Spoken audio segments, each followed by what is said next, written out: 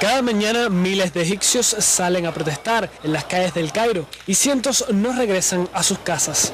Muchos terminan el día en el interior de las mezquitas, en las morgues improvisadas donde se guardan los cadáveres de los manifestantes muertos. Egipto es un país acostumbrado a las demostraciones de inconformidad, a las peleas callejeras y a la represión violenta.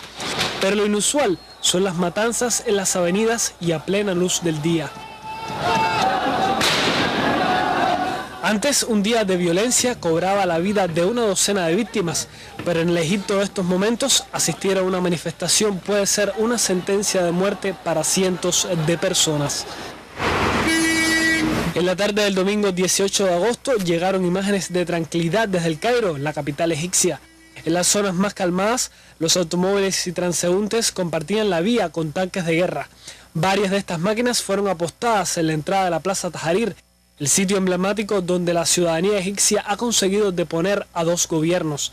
La presencia de los tanques de guerra bloqueando la entrada de esa plaza es simbólica, como la idea misma de que las protestas por sí solas derrocaron a los gobiernos.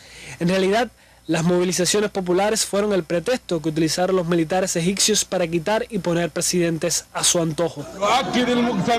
En 2011, el ahora depuesto presidente Mohamed Morsi fue uno de los políticos que se sentaron a negociar la entrega del poder de los militares a las instituciones civiles. Después de ser elegido presidente, Morsi le arrebató las riendas del país a los militares.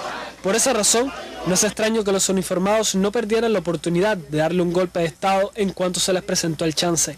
Parece que el ejército es el que tiene la llave de la paz, pero se la tiene bien guardada en el bolsillo, mientras usa toda su fuerza para conservar el poder que ha recuperado y que no parece dispuesto a entregar. Javier Ortiz, especial para la Mesa Redonda.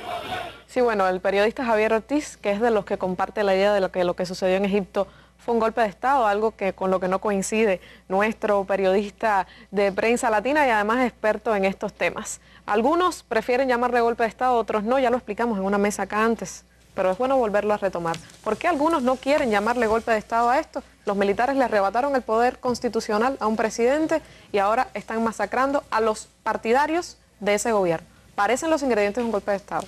Sí, yo creo que en efecto tiene muchos ingredientes, muchos elementos para poder calificarlo o catalogarlo como golpe de Estado por una parte.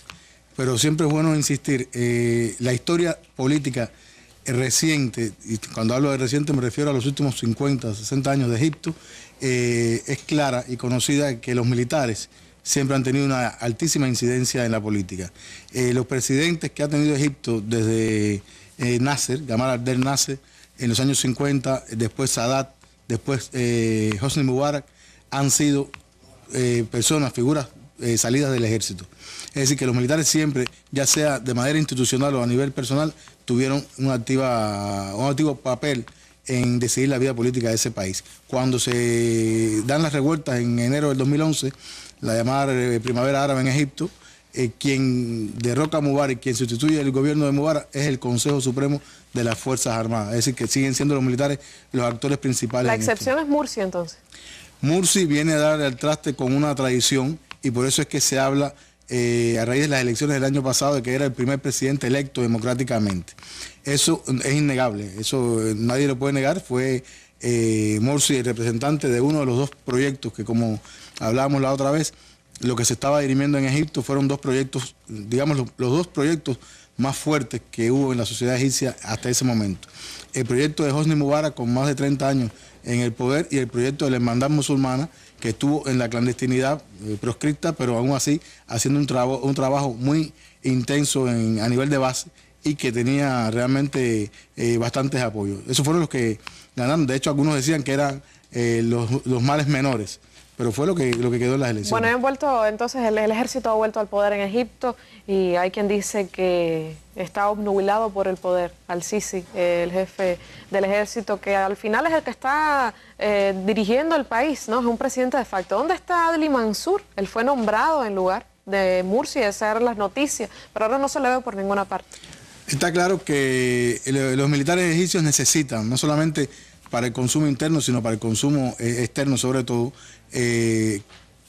convencer, o por lo menos intentar convencer de que no se trata de un golpe de Estado, que no se trata de un ordeno y mando, y que este es un proceso transitorio supuestamente breve en el que una figura civil va a regir los destinos del país. Evidentemente no ha pasado así, está todo claro, y por eso hay algunos que dicen que el decursar de estos días ha dado mucho más elementos para poder pensar en que todo lo que está pasando se asemeja a un golpe de Estado, aunque sea discutible todavía el tema. Ahora, hay una agenda. Ellos tienen una agenda que dice que van a reformar la Constitución y van a llamar a elecciones en 6 meses.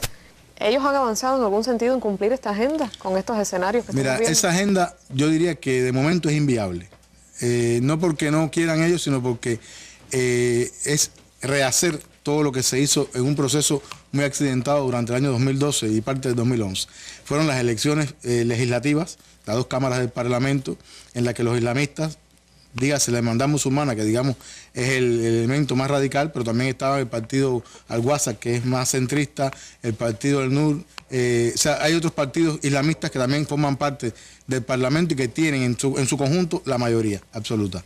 Esos partidos, por supuesto, tuvieron un gran poder de decisión a la hora de nombrar a los constituyentes para elaborar la Constitución, y por lo tanto una Constitución que hubo que incluso convocar su escritura 2 veces, porque era imposible que se hiciera sin que estuviera a la mano de los islamistas queriendo imponer su sello en la sociedad egipcia, en una sociedad que, como se sabe, durante la época de Nasser vivió un nacionalismo con mucha liberación, ¿no? Entonces es inaceptable para muchos egipcios tener una constitución con esos cánones que pretendían los hermanos musulmanes. Bueno, tendríamos que volver un poco sobre quiénes son los que se enfrentan en Egipto. En una mesa anterior que tuvimos, usted mencionaba algunos de los que estaban participando en estos enfrentamientos, pero a veces cuando uno lee las noticias y las ve, no queda muy claro por qué tantas personas mueren en Egipto. ¿A mano de quién? ¿Quiénes son los asesinos? Quizás un poco buscando culpables.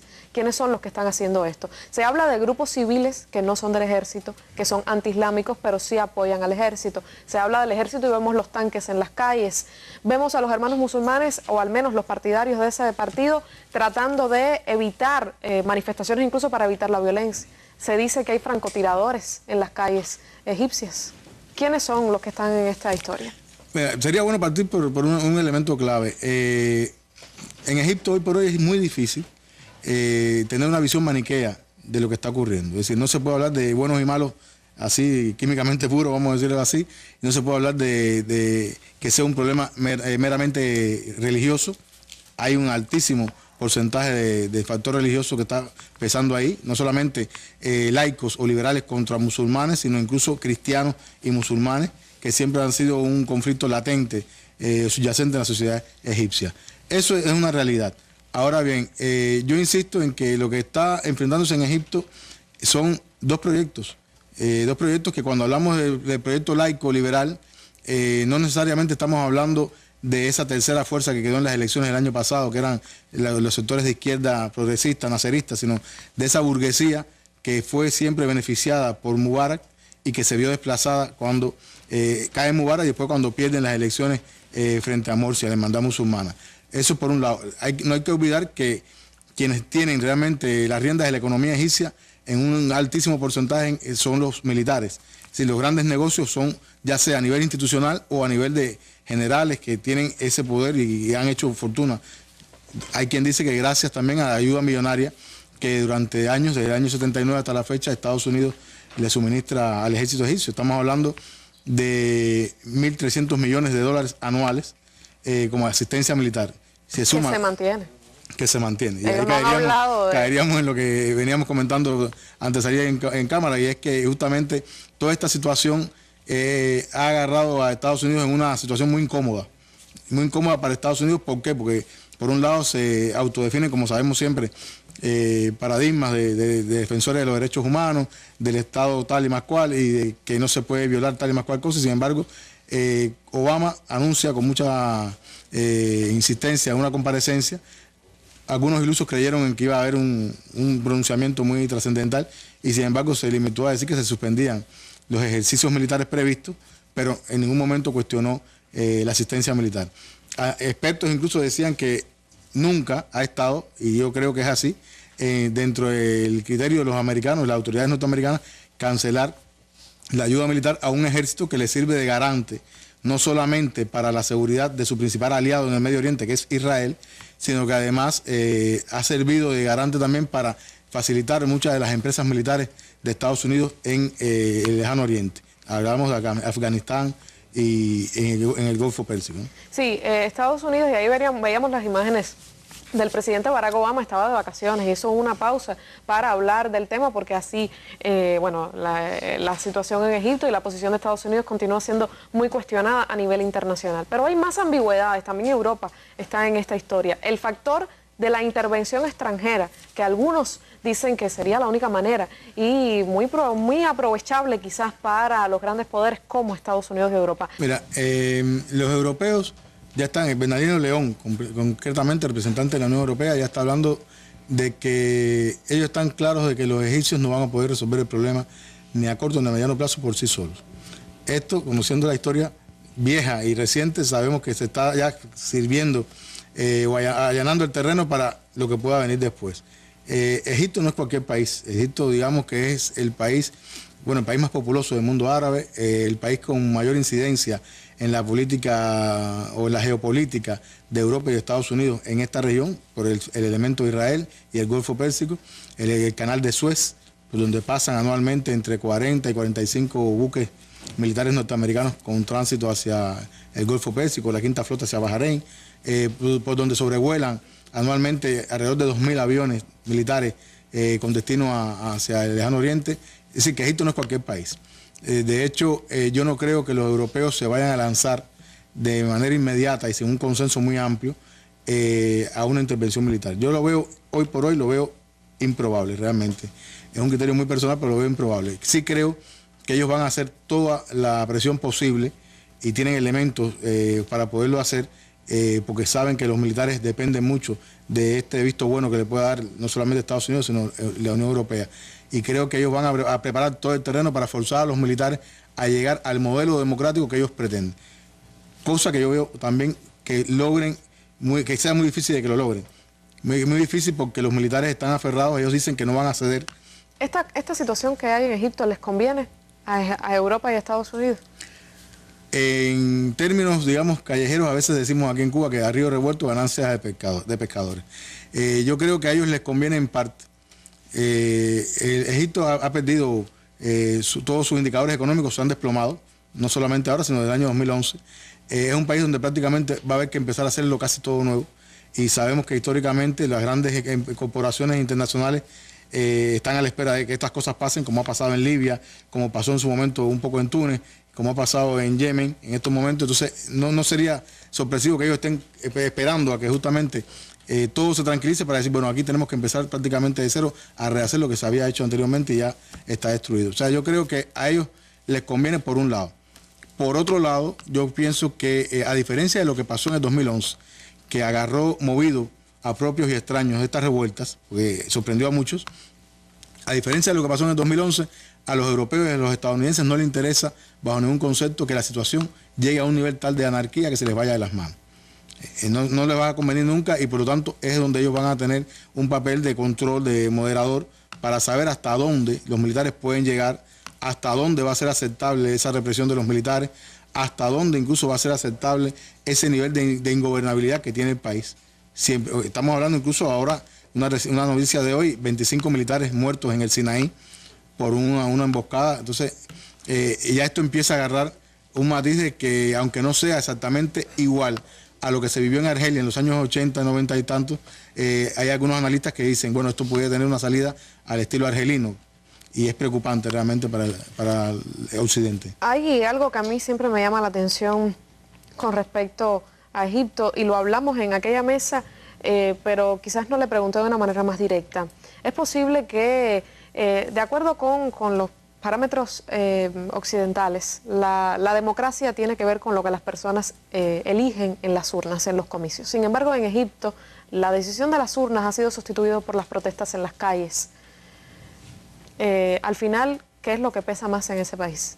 ¿Las urnas o las calles? Bueno, parece que las calles, pero no hay una posibilidad de que alguna vez, de una manera más tradicional, termine resultando un presidente constitucionalmente elegido. Egipto, desde el año 81, cuando es asesinado Anwar el-Sadat, se decretó el estado de emergencia. Y es un país muy singular porque uno llegaba a Egipto, iba a visitar pirámides, monumentos, paseaba y no respiraba que estaba visitando un país en estado de emergencia. Sin embargo, siempre fue así. Y quienes hicieron política en Egipto sufrieron la situación de vivir en un país en estado de emergencia. Es decir, siempre fue así. Y los sectores que se sublevaron contra Mubarak desafiaron todo un andamiaje que había de años, de décadas, de más de 3 décadas, que era imposible protestar, sublevarse, salir a las calles. Como decimos muchas veces, los periodistas decíamos allá, ya se les perdió el miedo a protestar, a salir a las calles. Y por lo tanto, la calle me demostró a mí que un gobierno de 30 años, yo pude en 18 días, desde el 25 de enero hasta el 11 de febrero de 2011, derrocar un gobierno sólido con apoyo occidental de 3 décadas, lo tumbé. Por lo tanto, a partir de ahora, que me maten. Y de hecho, así te lo dicen, ¿no? Hay algunos incluso egipcios, algunos amigos con los que me mantengo en comunicación, que ellos están convencidos de que se está librando una batalla entre el bien y el mal. Te lo dicen así. Sobre todo islamistas. Ellos ven al Islam, por supuesto, como el bien, y ven al mal en el ejército, en los sectores paganos, digamos así, ¿no? Que ellos dicen que quieren imponer una cultura occidental. Y entonces a esa gente que está convencida de que es una lucha entre el bien y el mal, ya ni siquiera ven más allá, es difícil decirle no salgas a las calles, es difícil decirle no te inmoles por una causa, no te inmoles por lo que crees, ¿no? Decía un joven herido que cargaba con un pañuelo de un amigo muerto, decía, la sangre de Egipto se vende ya muy barata, pero los militares solo nos callarán si nos matan a todos nosotros, hasta el último. Es muy fuerte, jóvenes que piensen así, que salgan a las calles dispuestos a morir viendo las morgues llenas de cadáveres. ¿Es posible lograr en Egipto alguna conciliación, algún consenso después de ahora tanto odio pues sembrado en esa sociedad?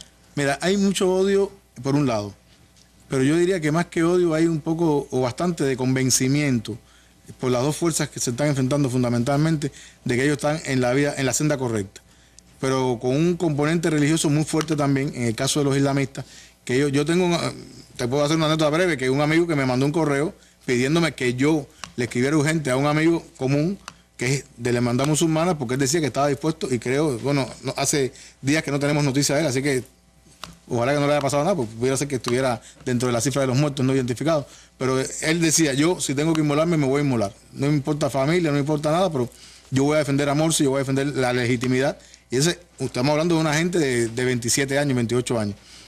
Ese tipo de personas abunda en la sociedad egipcia, es innegable, como abunda también el sector laico o liberal, que cree que la usanza de democracia occidental es la que debe imponerse y sin embargo se mantiene a favor del ejército, aunque discrepe de los métodos del ejército, pero dice, bueno, estos son los que nos pueden garantizar entre la legitimidad que ganó en las urnas, que nos guste o no, y quienes tienen el poder real, que son los militares, vámonos con los militares. Entonces es una dicotomía que es difícil a veces de desentrañar. Yo te diría que el escenario es bastante complicado. Hay quien habla incluso que se pueda prolongar una especie de dictadura militar.